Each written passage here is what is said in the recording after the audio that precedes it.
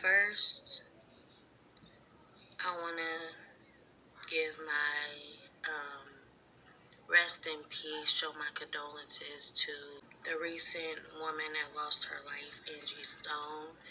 And I am so appreciative of her last words of wisdom. You know, it means a lot. So here is to maintain all my life. I promise you, I would give it all back because the power in my life lies in Christ. At the end of the day, if I had none of it, it wouldn't change my heart for Christ. Why? Because those things don't make me. I make those things. And when I say that, I don't say it in a bragging rights way, but you got to find a pivotal way to sustain your joy. You got to find a way to find the creature comforts of life without selling out. And mainly is to show you that I would not go down without a fight. I'm going to continue to roll. Like, I didn't go to the Grammys, not because I couldn't go and not because I wasn't invited. I didn't go because the industry is set up in such a way that the elite, if you know what I mean, the elite get front row seats, front consideration, first thought of. The ones that are the underdogs are the ones that don't get invited, get cut out. You have not conformed to the way of the industry. And my thing is, I've been a pivotal way to sustain your joy. That's the answer, you know. Without selling out, without going out here and, you know, buying this, buying that, you know, depending on this, depending on that, going out here and relying on the ways of life, the ways of the orders, you know, the orders of ways.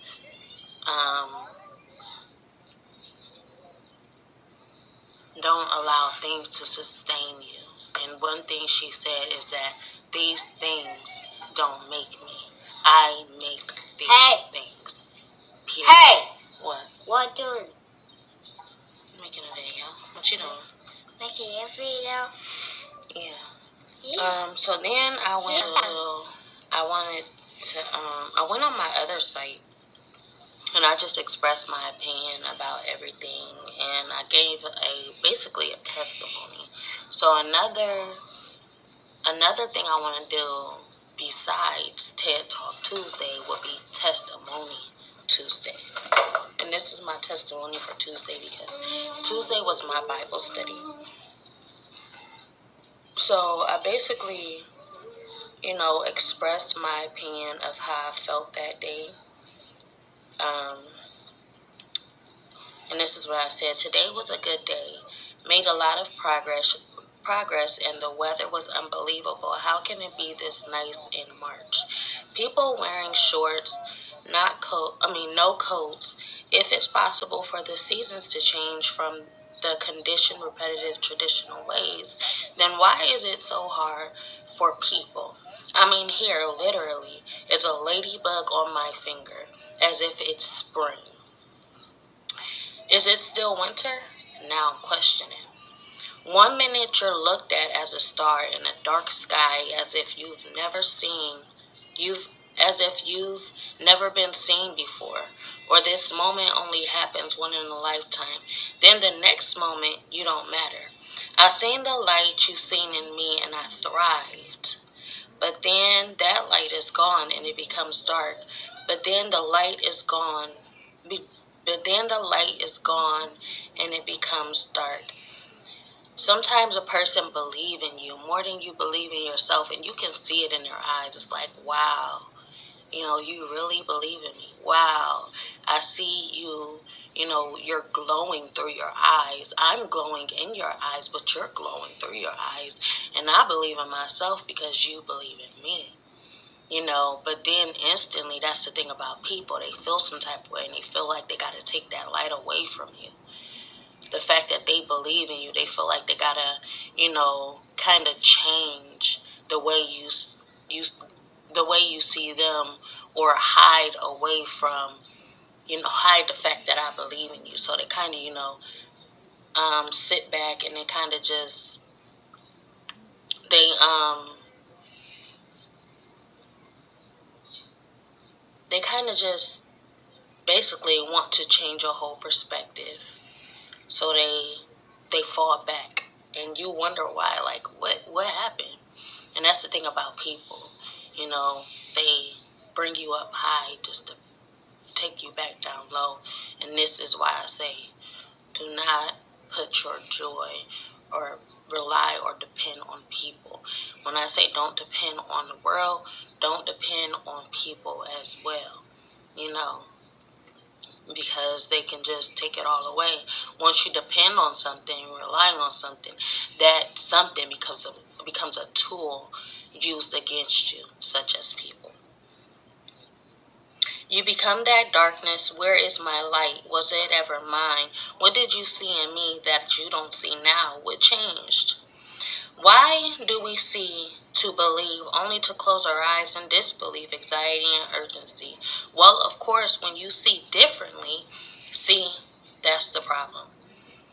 Is it winter? Has spring come already? I can see that this ladybug is here, but what am I conditioned to know but that it's not yet that time of year? The fact that I'm conditioned to know it's still winter. I can't believe what I'm seeing, but it's a ladybug here. That means it's spring. But then I learned that it's still winter. So when change comes, how can I accept this change if my conditioned mind is preventing me from doing just that? Is it winter? Has spring come already? I can see that this ladybug is here, but what I am conditioned to know is that it's not yet that time of year. How can there be change in a chained timeline? Chained, a timeline that has all of these events taking place, but it's traditional. You can't break tradition. It's set there. What's set is set. So how can you expect change in a chained, bound reality, a chained timeline? How will you ever know if you don't ever close your minds and open your eyes? Bible study went well today. Just a couple interesting people to make you suddenly wonder. Strange, oddly behavior. And then I had this picture and I said, I wonder if ladybugs know they can fly. And if so, they may just be the boldest insect of them all. What insects are you afraid of? I'm not afraid of insects, but that day, I'm not afraid of ladybugs, but that day the pinching on my finger made me question, should I be scared of you? Because you biting and gnawing on my finger a little bit too much, and I actually feel that pinch, like that stinginess of that ladybug that was freaking gnawing on my finger. But we all know ladybugs can fly, and I'm just like, do they know they can fly? Because if y'all know y'all can fly, then why is it so easy to lead y'all to my finger? Like, why is it so easy to pick y'all up? And why are y'all so trusting? The most trusting insect species, I feel like, is ladybugs. Because ladybugs, they don't run. And even ants run. They scurry. They ain't gonna go on your finger. They gonna go around your finger. The ladybug actually goes on your finger. So then so that was my testimony. Well, that was basically an experience, but my real testimony was this post that I made, and it was about my experience with the sister missionaries. I had a party way back in my video. It was a letting go party because she was leaving. So yesterday she finally left, and it came over. We had Bible study, and it was basically, us telling her bye. And she had a real, and express to them the impact they had on my life. Even though we had like some moments where I didn't understand and they didn't understand. They may have understood, but I didn't understand. But it all explains this in this post. My whole experience with the missionary sisters and the Bible studies was truly blessing. Moments that count in your life, in my life, a blessing in disguise, and I made it out alive.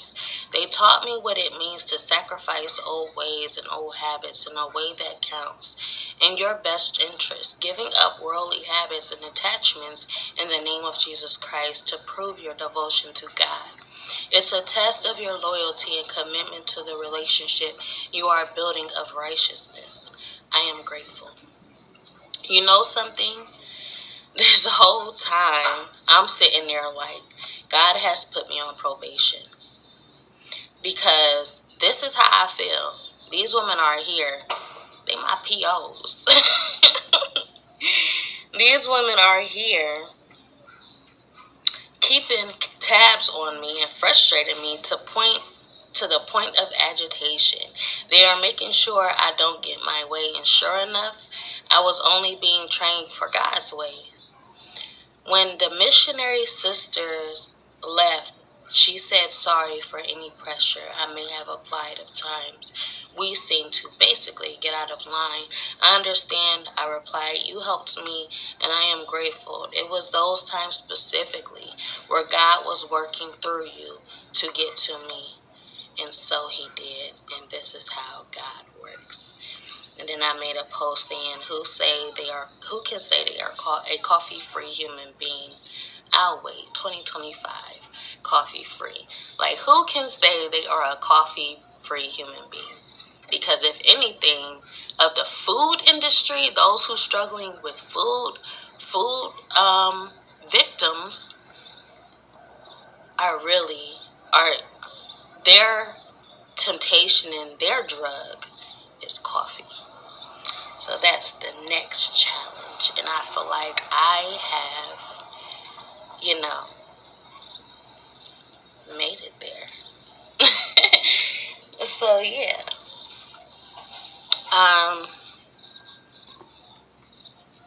So that's all I wanted to say. And y'all have a wonderful rest of y'all day. Just as, some say, it is Hump Day Wednesday. What does that mean? But I know what it means. Before, when I was younger, it's like I knew what it was, and I was mature to the fact of what Hump Day is, because Hump Day is only like a lump day. It's like the bend in between the week. So it's like these days, and then Wednesday is the eyeball in the middle of the week. But I'm just like, Hump Day Wednesday. But we all know what Hump Day is Wednesday. It's that little bridge between the 7 days. So yeah, because without that 7 day, it would be 6 day, which is an odd number. So hold on, 6 day is odd, or is it even? Dang, I done forgot my odd and even numbers. I always wanted 6. I think 6 is an even number, because I always thought that odd number sounds better as 2, 4, 6, 8. Is 6 an odd or even number? I thought it was. Is it an even number? It's always the opposite of what you think. 6 an odd or even number? I think it's an even number. And then 1, 3, 5. Aren't those odd numbers? 6 is an odd number. I don't know. Okay, so yeah, I forgot odd and evens. Okay, so yeah, it's that bridge. What would we be without Wednesday to get in between? Happy Hump Day Wednesday. Like, comment, subscribe, be notified, and share at your own free will. Just show you can. Bye. Remember to like, comment, and subscribe. Be notified and share at your own free will to show you care.